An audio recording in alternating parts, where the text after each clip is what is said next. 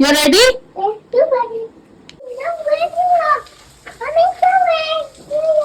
Yeah. Come.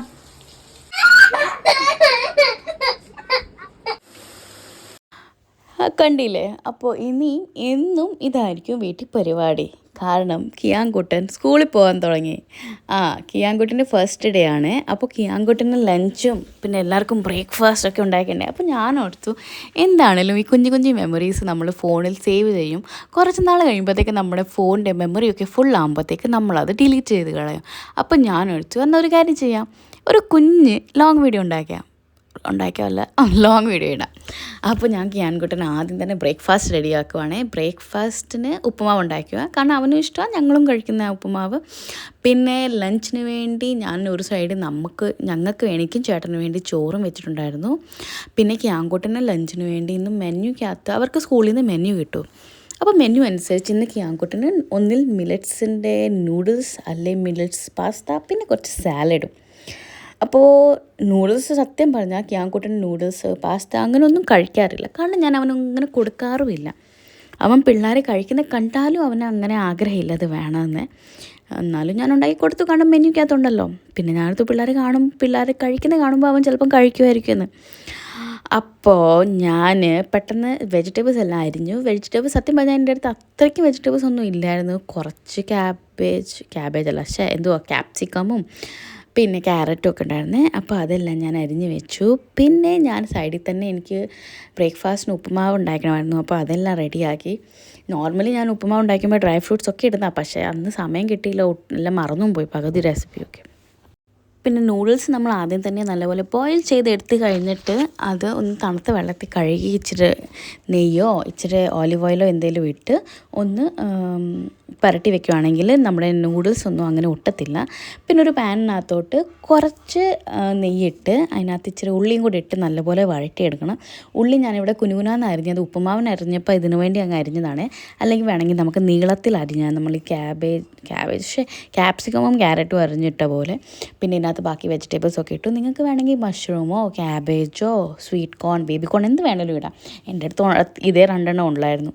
പിന്നെ ഞാൻ ചേട്ടന് ജിമ്മിൽ നിന്ന് വന്നു കഴിഞ്ഞ് ചേട്ടന് മുട്ട വേണം, അപ്പോൾ ചേട്ടന് പെട്ടെന്ന് മുട്ടയൊക്കെ പുഴുങ്ങാനും വെച്ചു. പിന്നെ ഈ മില്ലറ്റ്സ് പാക്കറ്റിൻ്റെ കൂടെ നമ്മുടെ മാഗിയുടെ ഇത് കിട്ടത്തില്ലേ, മസാല പൊടി, അതുപോലെ ഇതിൻ്റെ മസാലപ്പൊടി കിട്ടിയായിരുന്നു. അതും കൂടി ഇട്ട് നൂഡിൽസും കൂടി ഇട്ട് ഒരു 2 മിനിറ്റത്തേക്ക് ചുമ്മാ അത് അടച്ച് വെച്ച് നല്ലപോലെ ഒന്ന് ഇത് സ്റ്റീം ആയപ്പോഴത്തേക്ക് നമ്മുടെ നൂഡിൽസ് ഇവിടെ റെഡിയായി. പിന്നെ കിയാൻകുട്ടന് സാലഡിന് വേണ്ടി എന്തൊക്കെയാണോ ഞാൻ ഇന്ന് പറയുന്നത്, ക്യാരറ്റും പിന്നെ നമ്മുടെ കുക്കുംബറായിരുന്നു. കിയാൻകുട്ടന് ഏറ്റവും ഫേവറേറ്റാണ് ക്യാരറ്റും കുക്കുംബറും. ചുമ്മാത് ഫ്രിഡ്ജിലിരിക്കുന്ന കണ്ടാലും എടുത്തുകൊണ്ട് വന്ന് പറയും കട്ട് ചെയ്ത് കൊടുക്കണമെന്ന്. അപ്പോൾ എനിക്ക് എന്താണേലും അവൻ നൂഡിൽസ് കഴിച്ചില്ലെങ്കിലും അവൻ്റെ ടിഫിൻ ബോക്സിനകത്ത് സാലഡ്സ് മൊത്തമായിട്ട് കഴിക്കുമെന്ന് എനിക്ക് 110% ഞാൻ ഷുവർ ആയിരുന്നേ. പിന്നെ അവന് സാലഡൊക്കെ വെച്ച് കൊടുത്തു. പിന്നെ കുറച്ച് ഞാൻ അവന് സീഡ്സൊക്കെ വെച്ച് കൊടുത്തു. അവന് പംകിൻ സീഡ്സ്, സൺഫ്ലവർ സീഡ്സ്, പിസ്താച്ചു ഇതൊക്കെ ഭയങ്കര ഇഷ്ടമാണ്. അപ്പോൾ അതെല്ലാം ഞാൻ വെച്ച് കൊടുത്തു. പിന്നെ കുറച്ച് നൂഡിൽസും കൂടെ വെച്ച് കൊടുത്തു. സത്യം പറഞ്ഞാൽ എനിക്ക് നൂഡിൽസ് കൊടുക്കാൻ അത്രയ്ക്കൊരു ആഗ്രഹം ഇല്ലായിരുന്നു. പിന്നെ ഞാനങ്ങ് ഉണ്ടാക്കി കൊടുത്തു, മെനുക്കകത്തുണ്ടല്ലോ. പക്ഷെ ഞാൻ അവൻ്റെ ടീച്ചറിനോട് പറഞ്ഞിട്ടുണ്ടായിരുന്നു അവനിങ്ങനെ നൂഡിൽസ് ഇഷ്ടമല്ല, അപ്പോൾ ചിലപ്പോൾ നെക്സ്റ്റ് ടൈം തൊട്ട് ഞാൻ അവന് നൂഡിൽസ് കൊടുക്കത്തില്ല, അതിൻ്റെ സ്ഥലത്ത് ഞാൻ വേറെ എന്തെങ്കിലും ഹെൽത്തി ഓപ്ഷൻ ആയിട്ട് ഉണ്ടാക്കി കൊടുക്കാമെന്ന്. അപ്പോൾ അവർ പറഞ്ഞു കുഴപ്പമില്ല, പക്ഷേ എന്താണെങ്കിലും പാക്കേജ് ഫുഡ് വേണ്ട. പിന്നെ ബിസ്ക്കറ്റും പിന്നെ അതിൻ്റെ കൂടെ തന്നെ ഞാൻ അവന് കുറച്ച് സീഡ്സ് ഒക്കെ ഇട്ട് കൊടുത്തായിരുന്നു. പിന്നെ പിസ്താച്ചു ഇട്ട് കൊടുത്തായിരുന്നു. പിന്നെ നമ്മൾ ലെറ്റസ് ഇട്ട് ടിഫിൻ ബോക്സ് റെഡിയായി. സത്യം പറഞ്ഞാൽ എനിക്ക് അവന് നല്ലൊരു ടിഫിൻ ബോക്സ് മേടിക്കണമായിരുന്നു. എന്തെങ്കിലും സമയം കിട്ടുമ്പോൾ വേണം ഒന്ന് പോയി മേടിക്കാൻ. പിന്നെ ഇതാണ് കിയാൻകുട്ടിൻ്റെ കുഞ്ഞ് ബാഗ്. കിയാൻകുട്ടിൻ്റെ ബാഗും യൂണിഫോം ബുക്സും ഒക്കെ സ്കൂളിൽ നിന്ന് കിട്ടും, പക്ഷേ അതിപ്പോൾ കിട്ടിയിട്ടില്ല, കുറച്ച് ഒരു ആഴ്ച എടുക്കുമെന്ന് തോന്നുന്നു. അപ്പോൾ ഈ കുഞ്ഞ് ബാഗിനകത്താണ് കിയാൻകുട്ടിൻ്റെ സാധനമെല്ലാം ഞാൻ വെച്ചേക്കുന്നത്. ഒരു കുഞ്ഞ് ടവലും പിന്നെ അവൻ്റെ ടിഫിൻ ബോക്സും, പിന്നെ അവൻ്റെ എല്ലാ ബോട്ടിൽസിലും ഷൂയിലും എല്ലാത്തും അവൻ്റെ പേര് എഴുതി വെച്ചിട്ടുണ്ടായിരുന്നു. പിന്നെ കിയാൻകുട്ടൻ്റെ തന്നെത്താൻ എണ്ണിട്ട് ബ്രഷൊക്കെ ചെയ്തു. കുളിക്കാൻ കയറിയപ്പോൾ ഒരു പ്രശ്നമില്ലായിരുന്നു, പക്ഷേ ബാത്റൂമിൽ നിന്ന് ഇറക്കുന്ന ഭയങ്കര ദേഷ്യമുണ്ട്. അവന് വെള്ളത്തിൽ മാത്രം കളിച്ചാൽ മതി. പിന്നെ ഞാൻ അവിടെ അവൻ്റെ മുടിയൊക്കെ ചീകുന്നത് ഒന്ന് ഷൂട്ട് ചെയ്യാമെന്ന് വിചാരിച്ചപ്പോഴത്തേക്ക് അവൻ ഓടി വന്ന് എൻ്റെ ക്യാമറയും കൊണ്ട് ഓടിപ്പോയി. അങ്ങനെ അവന് ക്യാമറ കാണുമ്പോഴത്തേക്ക് നമ്മുടെ ഫോട്ടോ എടുത്തുകൊണ്ടിരിക്കും. പിന്നെ അവൻ കാത്തിരുന്ന് അവൻ്റെ പപ്പ ജിമ്മിൽ നിന്ന് വന്നു. പപ്പ ജിമ്മിൽ നിന്ന് വന്നപ്പോൾ തൊട്ട് പപ്പയുടെ പുറകെയായിരുന്നു, പപ്പ പോവാന്ന് പറഞ്ഞ്. പിന്നെ ചേട്ടനും വേഗം കുളിച്ച് റെഡിയായി. ഞാനും പെട്ടെന്ന് കുളിച്ചൊന്ന് റെഡിയായി. പിന്നെ കിയാങ്കുട്ടൻ എല്ലാ അമ്പൂറ്റിയുടെ മുന്നിലും അവൻ്റെ അപ്പച്ചൻ്റെ മുന്നിലും ഒക്കെ കൈകൂപ്പി പ്രാർത്ഥിച്ചിട്ടാണ് അവൻ സ്കൂളിൽ പോയത്. അപ്പോൾ അവനാണെങ്കിൽ ഒട്ടും പേഷ്യൻസ് ഇല്ലാതിരിക്കും. അവൻ എങ്ങനെയൊന്നും പെട്ടെന്ന് പോയാൽ മതി. ചേട്ടൻ ബാത്റൂമിൽ കുളിച്ചിട്ട് ഇറങ്ങുന്ന വരെ അവൻ ചേട്ടൻ്റെ ബാത്റൂമിൻ്റെ വാതിക്കെ തന്നെ നിൽക്കുമായിരുന്നു. പെട്ടെന്ന് വാ പപ്പ, പെട്ടെന്ന് വാ, സ്കൂളിൽ പോകാം എന്ന് പറഞ്ഞു.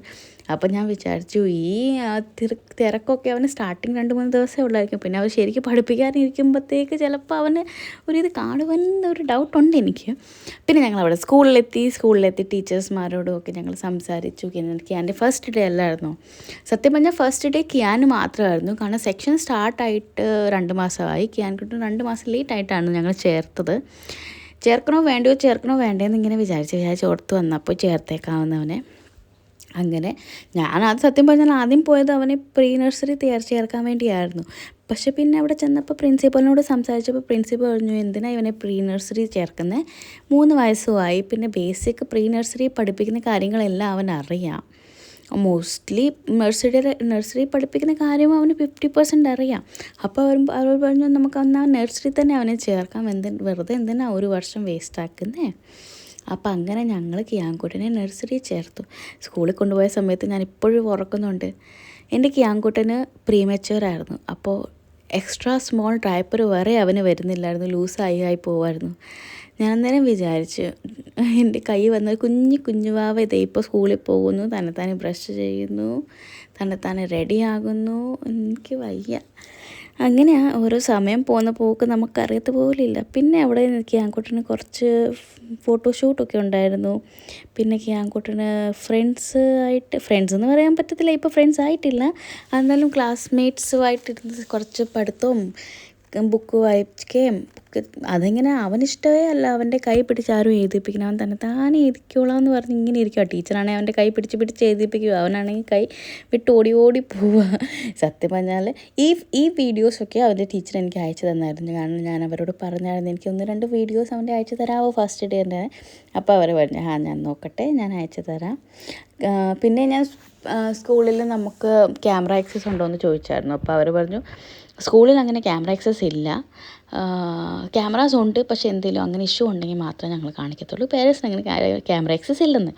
അത് കഴിഞ്ഞ് തിരിച്ച് വീട്ടിൽ വന്നപ്പോൾ ടീച്ചർ ഞങ്ങളോട് പറഞ്ഞായിരുന്നു, 1 മണിക്കൂർ കഴിഞ്ഞ് വിളിച്ച് നോക്ക്, ചിലപ്പോൾ അവൻ കരയുവാണെങ്കിൽ കൊണ്ടുപോകാം. പക്ഷേ 3 മണിക്കൂർ മൊത്തം സ്കൂളിലിരുന്ന്. അപ്പോൾ കണ്ടില്ലേ, ഞാനൊരു ഹാപ്പി കുട്ടനായിട്ടാണ് തിരിച്ച് വീട്ടിലോട്ട് പോകുന്നത്.